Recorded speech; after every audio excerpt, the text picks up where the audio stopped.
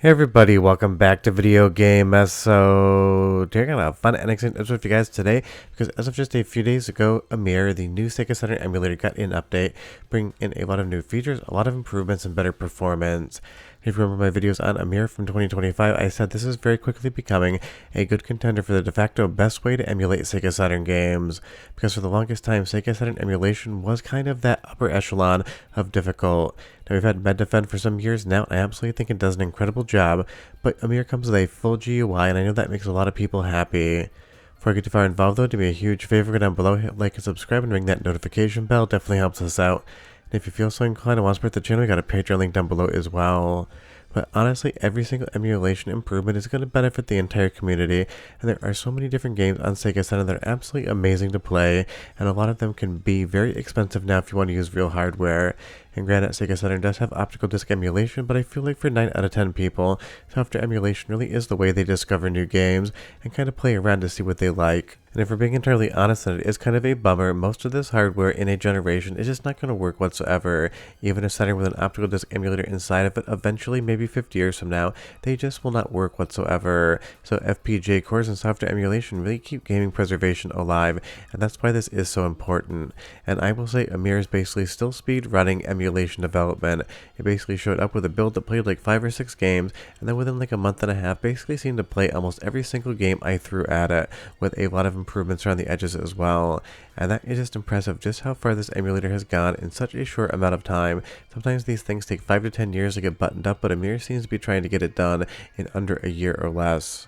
So you'll see here, at least the recording of this video 3 days ago, version 0.2.1 released, and there is a hotfix above as well that's just labeled 8 hours ago, so you can definitely grab that newer one if you want. And again, I am just always impressed by how far developers can push this sort of thing. There's even talk about some GPU rendering in the future. It isn't in this build, but maybe soon you'll start seeing some of those graphical enhancements come to Ymir and Sega Saturn emulation like we see on DuckStation. And honestly, that's the number one comment I get, whether or not Ymir emulation is going to get those hardware improvements. So we'll just have to wait and see.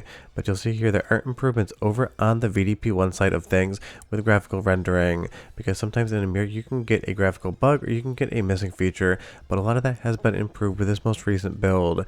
But again, remember, this is still in active development, and even though I've talked to a lot of people that have beaten games from start to finish, and I've beaten a few as well, you should always go in with the expectation that you might not be able to get to the end of a game. And if you do spending 15 or 20 hours on some sort of game, maybe an RPG or so, that would cause you to be absolutely irritated if it froze, maybe check with the community on Discord to see if anyone's beaten that yet. But you'll see here improved threading VDP1 rendering. Again, Sega Saturn has 2 chips, VDP1 and VDP2, which are both responsible for handling different components of the Sega Saturn output.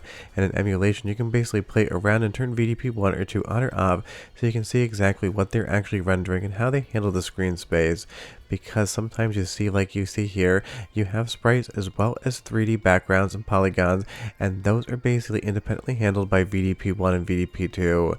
That is kind of why Sega Saturn is notorious for being a quote-unquote complex system to develop for, because you're dealing with 2 CPUs and you're also dealing with VDP1 and VDP2, so you have up to 4 different chips, not even including audio, kind of handling all of the game code and all of the graphical rendering, and that's definitely something that is not easy to deal with in emulation.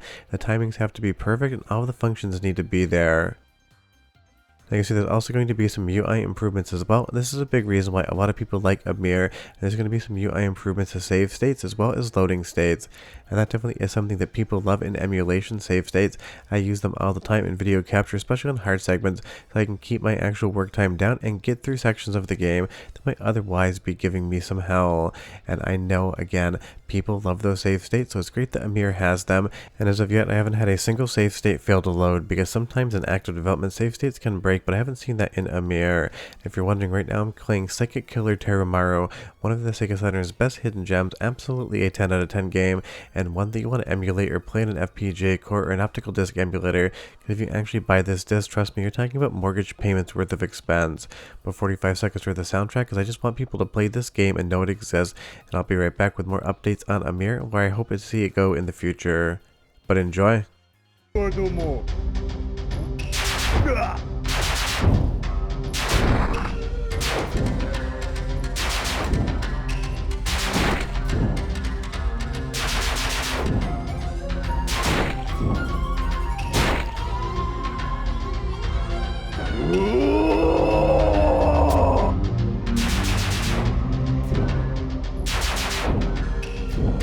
So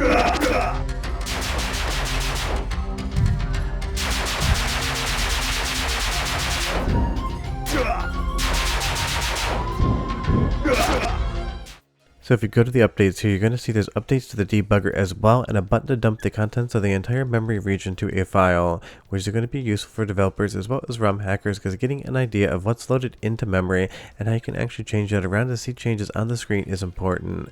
Willy Wombat just got an English translation, and even though the game barely has text, it's absolutely awesome still to see, and a lot of this is done by actually dumping memory and going in and hex editing things to see the changes on the screen. It's not always that easy, but honestly, nothing really is when you're trying to translate a game. But this is definitely going to be important in the future for more developments. And you'll see here on the new features and improvement section, there's a ton of stuff added to this version of Ymir, and that is always awesome, because again, Sega Saturn has such an incredible library, and I totally get that collecting for it has become exceedingly expensive these days, because honestly, I bought most of my Saturn collection forever ago when it was like $10 per game. Now those games are into the 3-digit territory.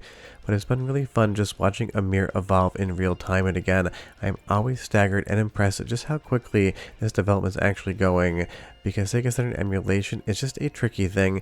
The hardware is complex, but when actually used right, you can get some really impressive visuals. Now Sonic R definitely doesn't have the gameplay to match, but this absolutely looks incredible, and this is on an older version of Ymir, and I had this footage hanging around, so this is what it's been doing for months now, and it's just going to keep getting better from there. And I really do hope at some point in time, people to get what they want and they get some GPU enhancements in emulation as well, because this update mentioned it might be coming, but again, we'll just have to wait and see in the future. But leave me a comment down below and you tell me, if you're going to be able to enhance Sega Saturn games, how would you want to enhance them? I think personally for me, the GPU rendering isn't that important, but on games that do have slowdown, I'd love to see some improvements to just their overall game pacing. Other games here like Guardian Heroes, absolutely 10 out of 10 perfect, and I have played this game from start to finish on Ymir, beaten it, and I had absolutely no idea really I was playing software emulation, outside of the fact that clearly I loaded the game up and I was sitting in front of my computer, not a real Sega Saturn, and that's what really genuinely matters here. And absolutely, if you never played Guardian Heroes somehow, I would be surprised, but definitely pick it up and give it a shot as well. It is just one of the best beat 'em up hack and slash games ever made. I will stand by that statement. There's also a list of bug fixes here, and you can go through them in your own leisure. I'm not going to go through each and every one of them, but you're going to see improvements in Lunar Silver Star's story, as well as a Mechanical Violator Hackider, and those are definitely some names that you have to think about how to pronounce. Let's do one more soundtrack sample, some Saturn games, because again, absolutely amazing emulator, absolutely amazing performance, and some really fun music here as well. And I'll be right back with just a little bit more.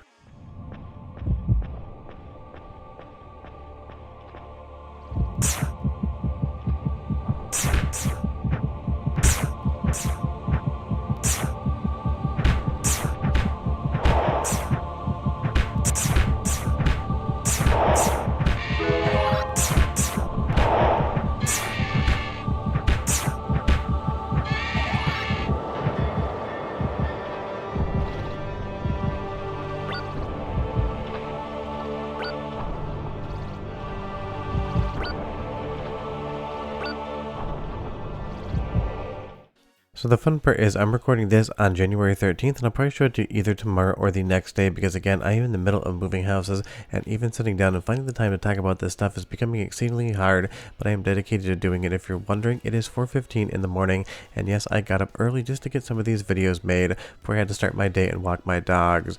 But because it's only the 13th of January, we've already gotten a big Flycast update for better Dreamcast and Sega Saturn Emulation, and we've also gotten an Ymir update for better Sega Saturn Emulation. So at least as far as 2026 is concerned, Sega's absolutely just dominating every other company when it comes to fun retro gaming performance improvements, and that benefits everyone, because Sega Saturn is an incredible platform with some of the best games that you probably never played before, and being able to play them very easily on your PC, or at least testing them via emulation before you add something expensive to your collection, 100% is just a massive benefit. The developer of this Striker is doing an incredible job, and I can't wait to see what the next update brings, and I would be curious to see if they plan on putting in some of those GPU enhancements in the future as well. But that's the current update as far as today is concerned. Sega Saturn Emulation in Ymir got a ton better, and that just makes everyone happy. If you have any questions or comments, leave them down below, and if you've been testing the emulator, tell me what games you've beaten so far, because I would be curious. But we're done. Go play some Sega Saturn. I'll see you guys next time. Bye-bye.